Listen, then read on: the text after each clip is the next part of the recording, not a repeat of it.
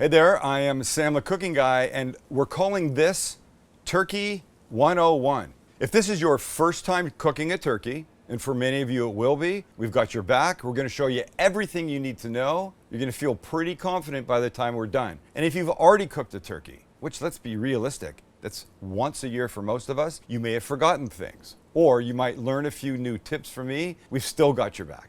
You're going to learn how to defrost properly. And don't laugh, because a lot of people get that part wrong. You're going to learn how to spatchcock a turkey, which will change the turkey playing field significantly for you. You're going to learn how to brine a turkey, maybe the most important part of this entire process. And then we're going to show you how to cook a turkey in the oven, in the smoker, and in the deep fryer. And after cooking your turkey, we're going to show you how to carve a turkey.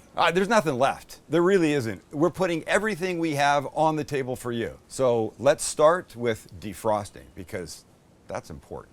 Imagine this to be your basic frozen turkey. It's like a rock. And when I tell you there's only two ways to defrost this, you need to believe me, because you cannot defrost it in the microwave. You cannot leave it on the counter, and you cannot defrost it in warm water. Your options are cold water defrosting or refrigerator defrosting. Let's do refrigerator first, because in the refrigerator, a frozen turkey will defrost at the rate of 4 pounds per day. That means a 12-pound turkey is going to take 3 days to defrost. It's a long time. If you don't have that much time, you have the cold water option. The cold water option is faster. A frozen turkey in that cooler, in that bucket, covered with cold water that you change every 30 to 45 minutes, defrosts at a rate of 1 pound for every 30 minutes. That means a 12-pound turkey is going to take 6 hours to defrost fully. Much better than the 3-day thing. I think you would agree. And by the way, you simply defrost the turkey in its original packaging, but I like to put it in the refrigerator on a sheet pan in case it drips and the water comes out and stuff like that. That's the way to go. Now that you know how to defrost, let's take a look at what this turkey looks like when you take it out of the bag and how you're going to deal with it. I like to start by taking my turkey and putting them on a baking sheet, because there's liquid in here and we don't need it going on the counter or the floor. So now you get yourself a pair of scissors and open up the handy bag. Now we gotta take the bag off. So same thing, a little snip, but make sure you're not snipping close to the turkey. And we open them up. Now, the liquid, if you take the turkey out the right way, the liquid will stay mostly in this bag. And then you can take him out and be very careful with the liquid. Lift this up, turkey's there, liquid's gone. Still have a few more things before we really get going. The first thing is this. This is the little pop-up that presumably tells you when the turkey is ready. The little red thing literally pops up when the turkey's at the temperature that this pop-up thinks it should be at. But I favor technology, and I'm going to use an instant read thermometer. So this guy I generally take out. Now what you've got is you've got the way that this guy has been trussed up to keep it together. This is some serious plastic right here that we've cut through. This little plastic cage. You've got to get them out. And by the way, if you're squeamish about raw meat and stuff, this is maybe not your time to be watching, but just a little quick turn inside here and pull, and out comes your guy. Throw this away. Now you've got all sorts of extra liquid in here. And look who came out. The turkey's neck, out of the big cavity. The neck, while kind of icky looking, you might look at this and go, ooh, this will help make your gravy, a stock, a broth, outstanding. So we set this to the side, and just let me get rid of some of this liquid to make it not so horrifying to look at. All right, that's a little better. So from this end, we've taken out the neck, but now from this end, there's another surprise. Lift up this skin, you feel for a little bag. This is the bag of giblets, and that's how it's pronounced. Not giblets, it's giblets. And in here would be liver, would be gizzard, would be heart. Once again, this will flavor up anything if you're inclined to use it. If not, you can just get rid of it. Once everything's out of the turkey, our next step will be spatchcocking. Spatchcocking, this crazy word, is simply the removal of the backbone in a turkey or a chicken that lets you then open it up like a book. It lays flat when it cooks, and it cooks evenly, and it cooks faster. It's like the greatest thing ever. Let me show you how to do this. I'm going to begin by putting down a couple paper towels, then taking the turkey and putting him breast side down, just like that. Here's what I do. I start by removing this crazy piece back here. It's often referred to as the parson's nose, sometimes called the Pope's nose. There's cartilage, there's a little bit of meat in here, but it's kind of weird and it hangs there in an odd way. It's the tailbone. I don't like it. I remove it. So here is the backbone of the turkey. Same spot here is. It should be easy to find. Again, this is the back. The breasts are face down right now. So now what I'm going to do is I'm going to take a pair of good kitchen shears and I'm going to cut on either side of this backbone. So now this part you're going to hear crunching because you're cutting through bone. You're going to cut all the way up this side, then cut all the way down that side. Your other option, should you find this doesn't work for you, is to use a small serrated knife like this. I'll continue here and here. We'll make this quick because I know not everybody likes this part. We're free. Ladies and gentlemen, a backbone. I know it's a bit graphic, but once again, this is going to help make a stock, a soup, a gravy outstanding. But let's look at what we've got. We've got a bunch of liquid in here that I want to get rid of. Now, right here, up by the wings, this little middle section, I'm going to take this little knife and make a little cut. And this is going to help open this guy up. So we turn him over, and now we want to open him up like a book. You start to spread here. Do you hear that? That's the noise that you want. And now I find it easiest if you take a couple sheets of paper towels for grip, put them on top, and just like you're giving chest compressions, you push down and look what you've done. You've leveled the turkey playing field literally. And so what happens now is that the breasts are going to cook at the same rate that the thighs and legs do. And now we come to what I believe, ladies and gentlemen, is the single most important step when cooking a turkey, and that's the brining. And I know you've heard of it before, and if you don't know what it is, generally it's putting the turkey in a salt, sugar, water solution for 24 to 48 hours to help make it better, more flavorful, more tender. Wet brining is what that's called. And it's a huge pain. You have to boil water and put the salt and sugar in until it dissolves, and then let it cool down, and then find a big vessel and put the turkey in it, and then find that big vessel space in your fridge. And I don't know how you're going to do that, but I don't want you to do that. You don't need to do that because we're dry brining. Dry brining is just putting kosher salt on the turkey, and it does all the same things, but not in a messy way. Let me show you how this works out. You're going to like it. It's very simple. Alrighty, here's our friend. Dried, he's upside down on a rack on a sheet pan. Here's what we're going to do. We're going to take kosher salt, not table salt, kosher salt. No additives, no nothing. Coarser grain, it's better. We're going to put this salt on this turkey at a ratio of 1 tablespoon for every 4 pounds of turkey. So this whole turkey is going to get about 3 tablespoons of this. So we'll put some on the back, of course. We'll reserve most of it for the front. So just sprinkle liberally. And then we're going to turn them over and continue with the salting. And make sure you get all underneath, do the breasts well, the thighs, the legs, top, bottom, inside. I'd say outside, but I guess this is the outside. And when you're done, this goes in your refrigerator uncovered for 24 to 48 hours. I'm suggesting 48. I think it just makes it better. Flavorful, tender, juicy. It's the best thing. But remember what we talked about. We talked about the defrosting and how long that takes. And then you've got now to take into consideration how long the brining will be. So let's do some math in our heads. Let's say Thanksgiving is Thursday. You ideally want this turkey in your refrigerator, dry brining, no later than Wednesday. That means you have to calculate your defrosting time leading up to that. But know this, once defrosted, a turkey is fine in your refrigerator for 4 days. That was a lot. Thanks for hanging in. Only thing now is to cook 3 turkeys. We're going to start with the one that takes longest, and that's the smoked turkey. We begin with our rub, and our rub consists of dried rosemary, thyme, sage, black pepper, and garlic powder. This gets mixed. Time for the turkey. And here's our guy, beautifully brined and ready to go. They don't look that pretty, of course, but here's how I want to start. We're going to put oil on both sides, but we flip first. One quick dry here. I have a brush and I have a little neutral oil. Neutral oil is not flavored oil. It's not extra virgin olive oil. Could be vegetable, could be canola, could be avocado. Save the expensive olive oil for other times. So when you get a nice little coating on here, we take our seasoning. We go light on this side, we'll do more on the other side. But we definitely want to add some flavor here. And now we'll flip them back over like that. The oil comes back and on we go. Now, lift, get underneath. Suppose this would be the armpit. Underneath, here, here, here, and of course the breast. And when the oil's on, back with the seasoning to cover. Do a nice job. Respect the turkey. You want him working on your behalf, or her. I don't actually know. Beautiful, beautiful. When you feel good about your work here, only one thing to do. Take them over to the smoker. And here we are. 2 hands. Don't want to drop them. Over, over, over.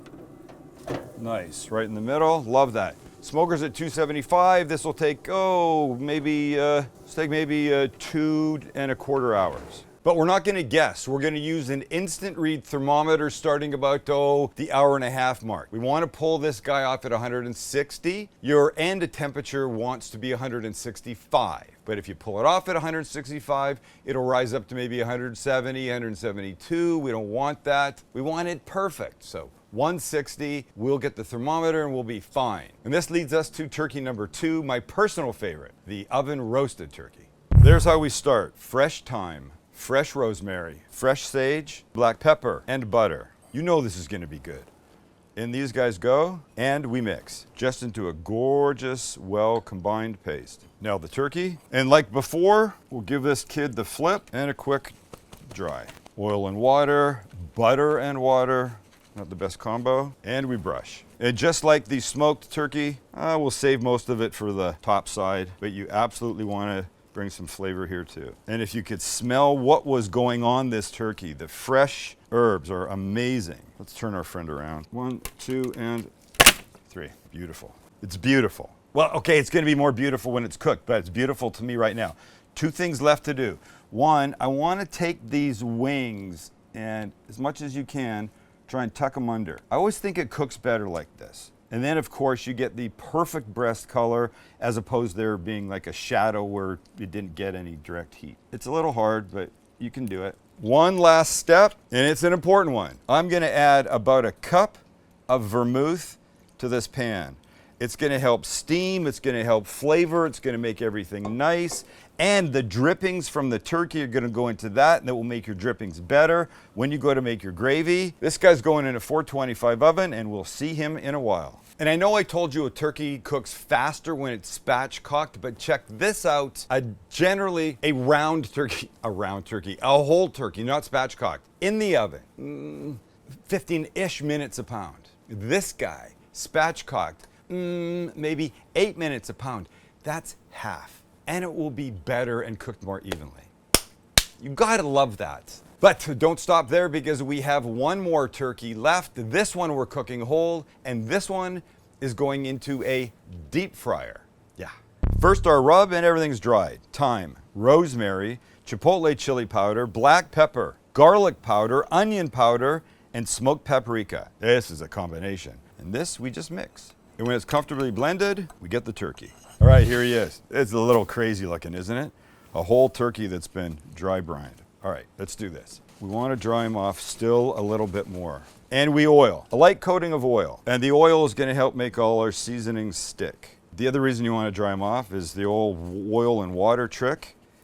And I'm actually not using exactly oil to deep fry this guy, but we'll get there in a second. Now our seasoning, and you can be fairly generous this time. All right, let's turn them over.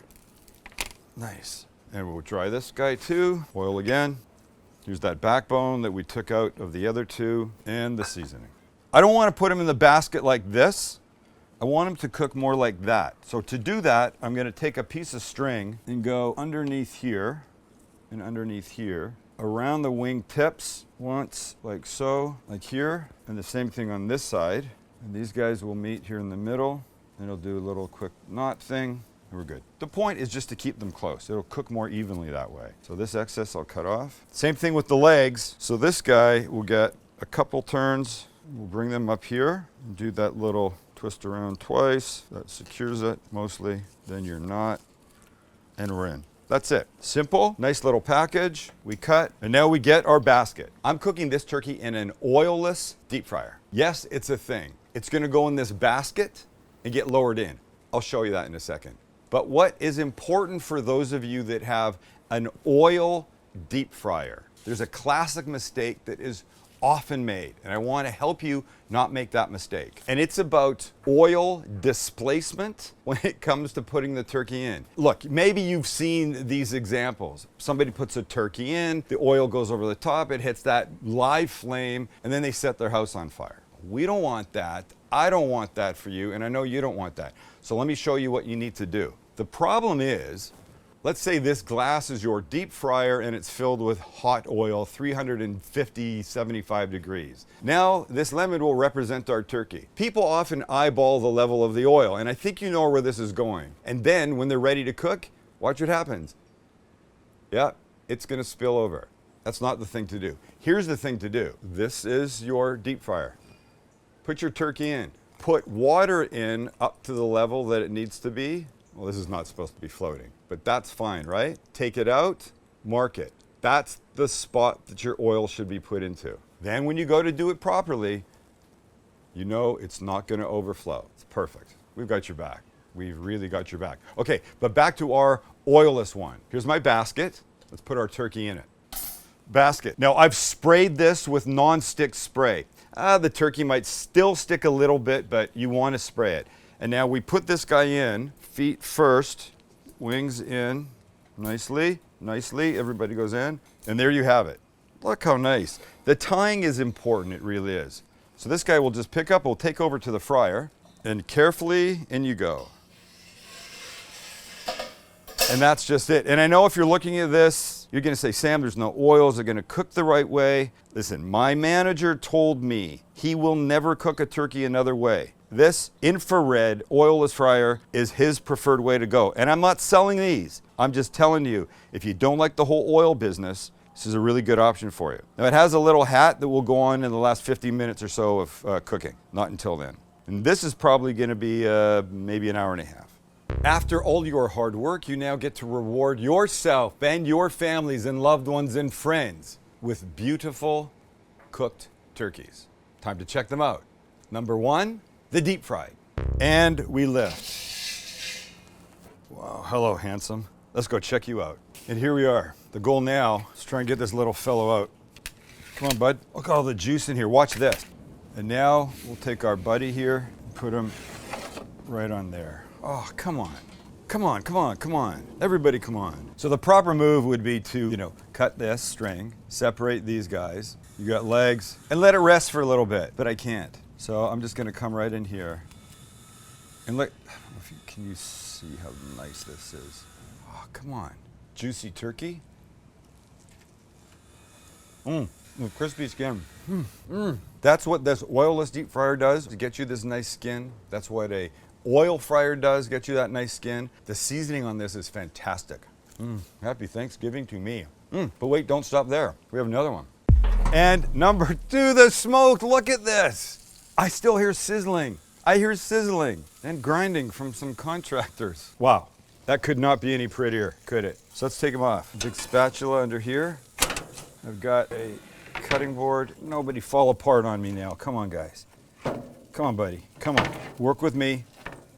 Hello, hello, hello from, oh, there you go, there you go. Ladies and gentlemen, turkey success. Well, let's go find out. Look at it, come on. I'm telling you, I even think a spatchcock just looks better the way it lays out than a whole turkey. It really does. I don't care what anybody says, that's my opinion. And I want a little piece. Oh gosh, gosh, gosh, gosh, gosh. Now that I've done that, I'm gonna go right here. Just have a little bit of thigh, okay? You can do, because you can, No, wait, before anybody says anything, this is not pink because it's uncooked. This is pink because of the smoke. This thigh was 173 degrees. That was about 162. So check this out. That's a legit smoke ring, folks. And this is a legit bite. Holy crap. To the sound of the contractors hammering next door. You know what I failed to tell you, and maybe you noticed. There was no salt in anything that we put on this turkey other than the brine. There was no salt in any of the rubs because we salted it for the brining, and it's perfection. I'm just gonna tell you this. This is my favorite of the two so far. We'll find out when the oven roasted comes because normally that is my fave. It's got the butter on it and the fresh herbs and stuff, but dang, one more to go. And the last one. Are you ready for this? Because I don't know if you guys are. Ready for the most beautiful turkey ever? Three, 2, and 1. Oh, snap.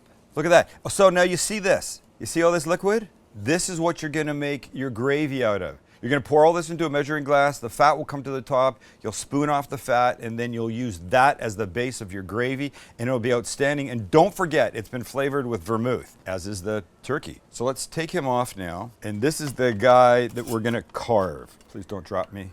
Oh, look, see this? Wow.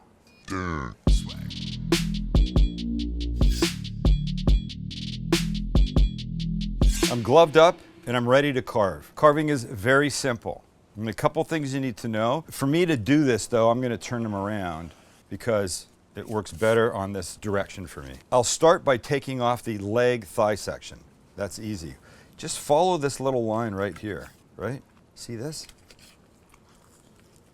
Fantastic. See that? That came off just like that because it's tender, it's cooked perfect. And now you wanna separate the thigh from the leg, and it's almost the same thing. You go down here, and then you can take the thigh and the leg, snap, right there, and here's your cut. So let's just start to put these guys out here. So if you want to cut the thigh, which I know some people like to do, you come down like this, make one little cut. And again, it's a little ball socket that you're looking for that separates nicely. So we'll put this here. Now let me show you what I like to do with the wings. These, you literally can start to twist. Wait for that little snap right there, and then you come in with your knife and look for the little joint and twist and separate. There you go. So what you've got basically is a giant drummy and a flat, just like if you were having chicken wings. Give that to somebody that's standing staring at you, dying for something to eat. You can go down here with this one. And this meat right here, you know what this is perfect for? A bite. And this is for this. The butter, the fresh herbs. It is absolutely my favorite way to cook a turkey. I'll get the other wing off, and then I'm gonna show you the breast because that's important, and you're gonna like the way I do it. Here's the move. Breastbone down the middle, just on this side of it. You come down, come around underneath. We follow it, we follow, we follow, we follow, we come back, and then where we went in here, we come down here, and if you've been a good kid, the breast comes off whole like that. And then what I like to do is this. Cut in beautiful pieces. You know, the skin's gonna want to move around, so be gentle with it, take your time. And then this whole thing just gets picked up, set on your board. Pretty, pretty, pretty. And then you would do the same with the other breast. There's really not anything else we could show you other than how to eat it, and I think that should be pretty obvious. We've taken you from a solid frozen turkey to this, to gorgeous oven roasted, gorgeous smoked, and gorgeous deep fried turkey. I want you to remember something. If this is your first time, a turkey is just a big chicken. It really is. If you can cook a chicken, you can cook a turkey. If you can't cook a chicken, you should know how to do that. And if Thanksgiving's coming up, start with the turkey. You have to start sometime. Am I right? I think I'm right. Thanks for hanging out with us. You can do this. I want you to do this.